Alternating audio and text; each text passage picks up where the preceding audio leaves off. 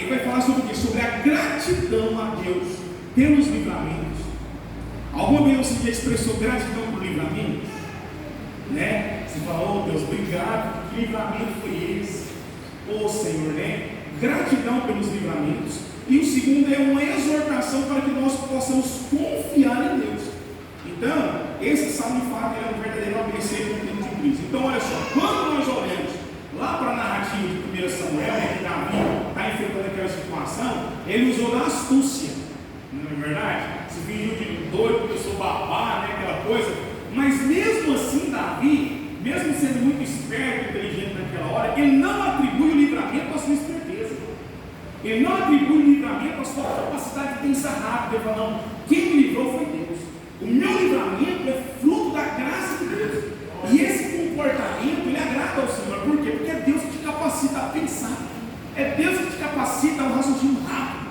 É o Senhor que te dá direcionamento de como agir nas horas de dificuldade, não é verdade? Quantos aqui talvez eu estou esperando de Deus uma estratégia? Deus, eu estou com um problema no meu negócio, eu estou com um problema na minha família. Me dá uma estratégia para me superar isso. E Deus, ele abre a nossa mente. Deus nos dá ideias. Deus nos dá projetos. Deus nos dá planos. Deus nos dá, sabe, uma visão clara do que tem que ser feito. E nós precisamos atribuir tudo isso à honra e à glória que nós temos. Você está entendendo, irmãos? Porque dele, por ele e para ele são todas as coisas. Você pode glorificar Deus por isso, meus irmãos? Então, aqui no texto escolhido, nós vamos encontrar algumas orientações práticas, né, de como nós vamos administrar os períodos de luta e de provação nas nossas vidas, né? Então, nós vamos dividir esse texto em 5 partes para a gente meditar nele e você sair embora para sua casa falando, mas quando, né, o tal do Satanás se levantar, quando a tempestade se levantar, eu preciso me comportar assim. Então, a primeira coisa é o louvor a Deus, né? O louvor a Deus é uma grande estratégia, né? Lá no Salmo 34, se você for pegar do versículo 1 até o versículo 3, Davi ele vai louvar a Deus por conta desse livramento, claro, né? Esse livramento de perseguição, de morte, e acreditava Davi que quando ele compartilhasse, né, ele testemunhasse esse acontecimento, né, aquelas pessoas que estivessem à volta dele ali, que se encontrassem em aperto, elas seriam impactadas pelo seu testemunho. Davi tinha essa expectativa.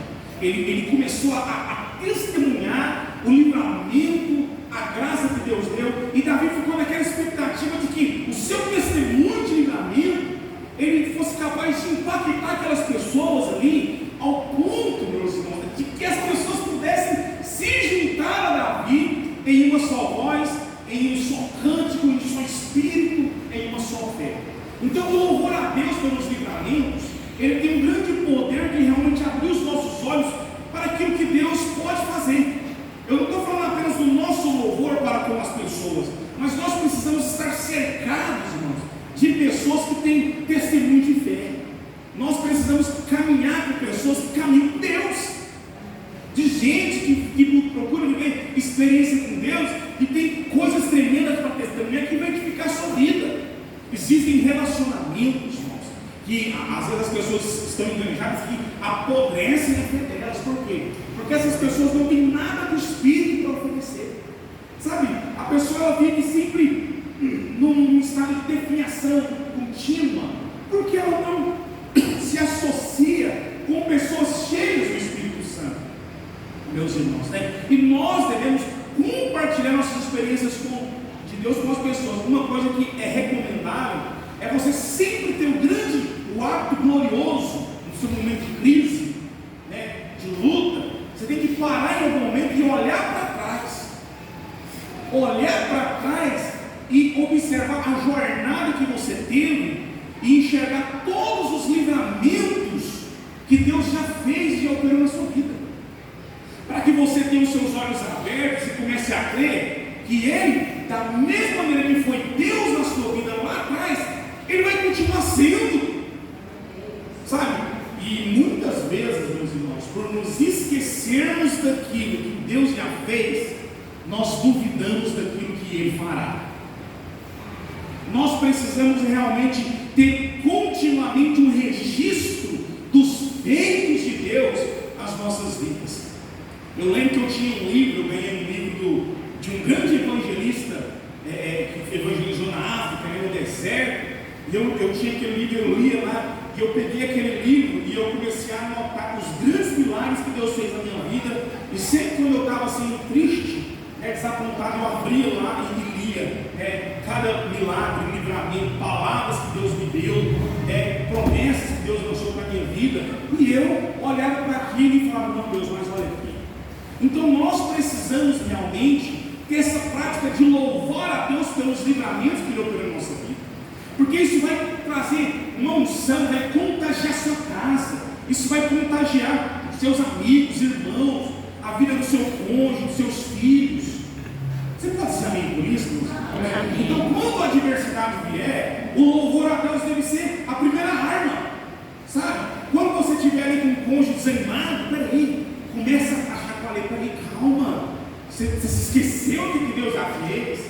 Deus não nos trouxe até aqui para morrer, não. Deus vai nos levar até o final da jornada, porque o mesmo Deus que nos tirou do cativeiro da morte é o Deus que vai nos sustentar até o fim da jornada. Eu e você vamos poder dizer que nem o apóstolo Paulo disse um dia: eu combati o bom combate, eu completei a carreira, eu guardei a fé, graça de Deus. Aleluia, meus irmãos. Olha só que era para mim. Então não importa, sabe? E olha só, nós temos que ter os testemunhos dos livramentos de Deus. E qual que é o maior testemunho? Foi o testemunho do livramento que Deus nos deu lá naquela cruz. Esse foi o maior livramento.